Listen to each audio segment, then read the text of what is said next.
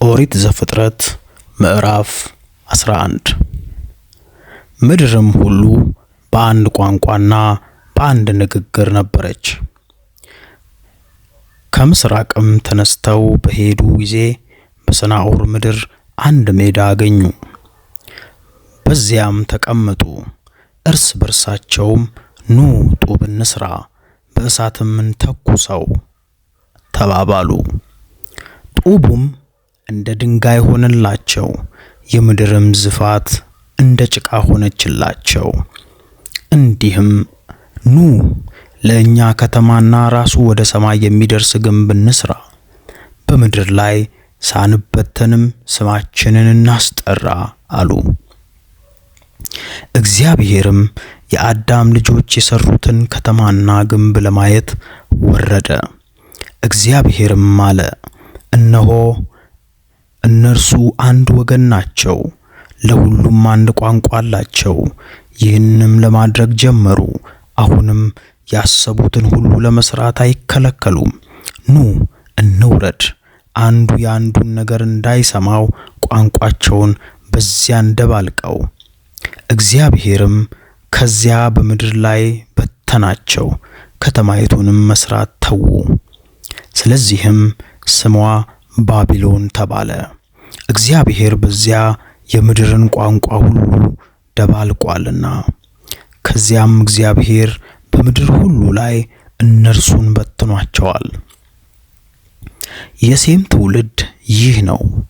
ሴም የ100 ዓመት ሰው ነበረ። አርፋክስድንም ከጥፋት ውሃ በኋላ በሁለተኛው ዓመት ወለደ። ሴምም አርፋክስድን ከወለደ በኋላ 500 ዓመት ኖረ። ወንዶችንም ሴቶችንም ወለደ፣ ሞተም። አርፋክስድም 135 ዓመት ኖረ፣ ቃይንምንም ወለደ። አርፋክስድም ቃይንምን ከወለደ በኋላ 400 ዓመት ኖረ። ወንዶችንም ሴቶችንም ወለደ፣ ሞተም። ቃይንምም 130 ዓመት ኖረ፣ ሳላንም ወለደ። ቃይንምም ሳላን ከወለደ በኋላ 300 ዓመት ኖረ።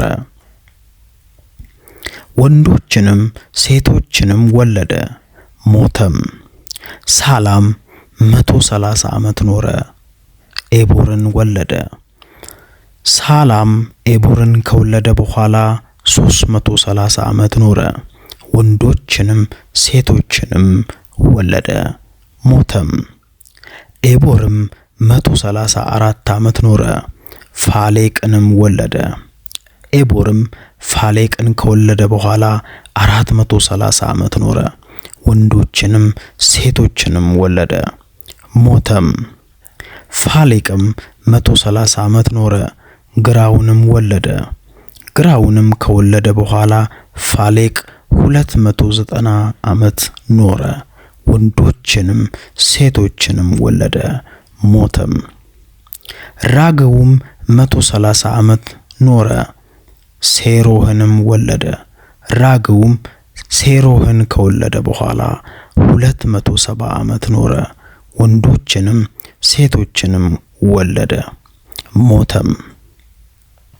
ሴሮህም 130 ዓመት ኖረ፣ ናኮርንም ወለደ። ናኮርንም ከወለደ በኋላ ሴሮህ 200 ዓመት ኖረ። ወንዶችንም ሴቶችንም ወለደ፣ ሞተም። ናኮርም 109 ዓመት ኖረ፣ ታራንም ወለደ። ታራንም ከወለደ በኋላ ናኮር 129 ዓመት ኖረ። ወንዶችንም ሴቶችንም ወለደ፣ ሞተም። ታራም 100 ዓመት ኖረ። አብራምንና ናኮርን ሐራንንም ወለደ። የታራም ትውልድ እነሆ ይህ ነው። ታራ አብርሃምንና ናኮርን ሐራንንም ወለደ። ሐራንም ሎጥን ወለደ። ሐራንም በተወለደበት አገር በከላዳውያን ኡር በአባቱ በታራ ፊት ሞተ። አብርሃምና ናኮርም ሚስቶችን አገቡ። የአብርሃም ሚስት ስሟ ሶራ ነው። የናኮር ሚስት የሐራን ልጅ ሚልካ ናት። ሐራንም የሚልካንና የዮስካ አባት ነው። ሶራም መካን ነበረች፣ ልጅ አልነበራትም። ታራም ልጁን አብርሃምን፣ የልጅ ልጁን የሐራንን ልጅ ሎጥን፣ የልጁንም የአብርሃምን ሚስት ምራቱን ሶራን ወሰደ። ከእርሱም ጋር ወደ ከነዓን ምድር ይሄዱ ዘንድ ከከለዳውያን ኡር ወጡ። ወደ ካራንም መጡ፣ ከዚያም ተቀመጡ። የታራም ዕድሜ 250 ዓመት ሆነ። ታራም በካራን ተቀመጠ፣ ሞተም።